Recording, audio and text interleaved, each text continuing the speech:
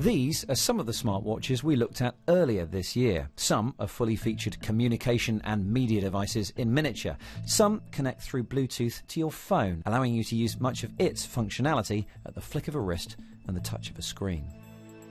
And while these watches were from smaller companies hoping to make a name for themselves with an early land grab, or wrist grab, here at IFA, two much bigger names were showing off their take on the tech.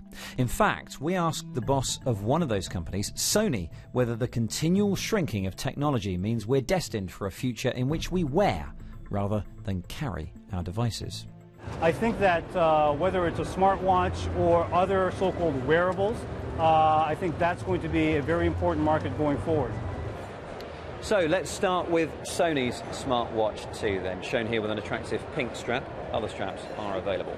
First thing to note, there's the time, nice and clear. As long as the battery is charged, no problem at all. But here's where it gets interesting, because there is the touch screen with the icons that let you access all of the apps. Now, first thing to note, and it's an important one, you cannot listen to phone calls or speak into this watch to talk to someone who's calling you. This is seen very much as a second screen, a companion device for the phone that's in your pocket or your bag.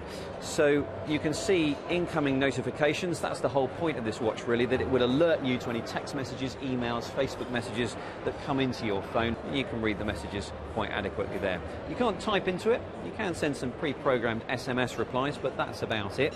And there are currently about 300 apps for this watch. Here's the other smartwatch everyone's been making a hullabaloo about, Samsung's Galaxy Gear. The first difference between this and Sony's watch is this, the screen.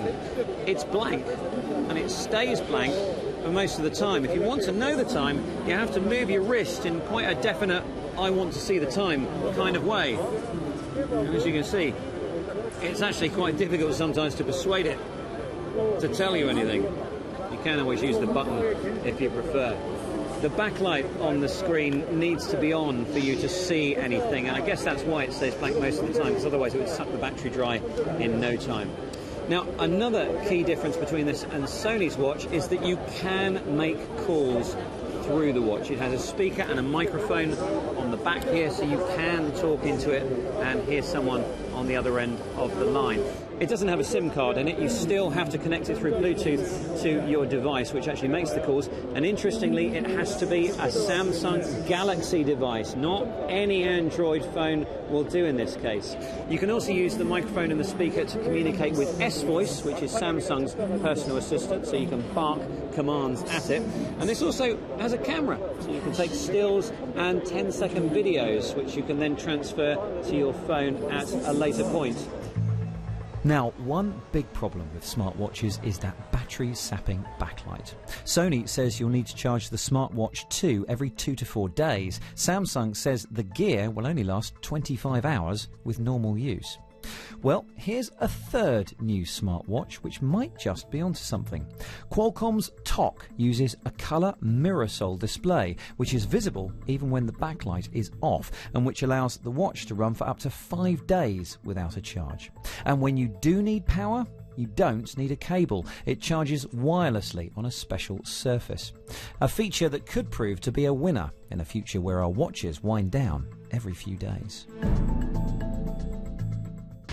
Right, wrist is watch free once again, and I'd like to introduce you to Lisa Brack, who is from Chip Online, Germany's largest technology website. Lisa, hi. Hi. I know you're organising and running an innovation award show here at IFA. We'll talk more about that later, but I just want a quick word on the smartwatches that we've just seen. Now, I found it a little awkward to hold my arm up for minutes on end, reading emails on there. Do you think the smartwatch is a viable product? Do you think it's just too soon, or do you think we should all jump in and get hold of these things? They do have a lot of bugs. They do have a weak battery.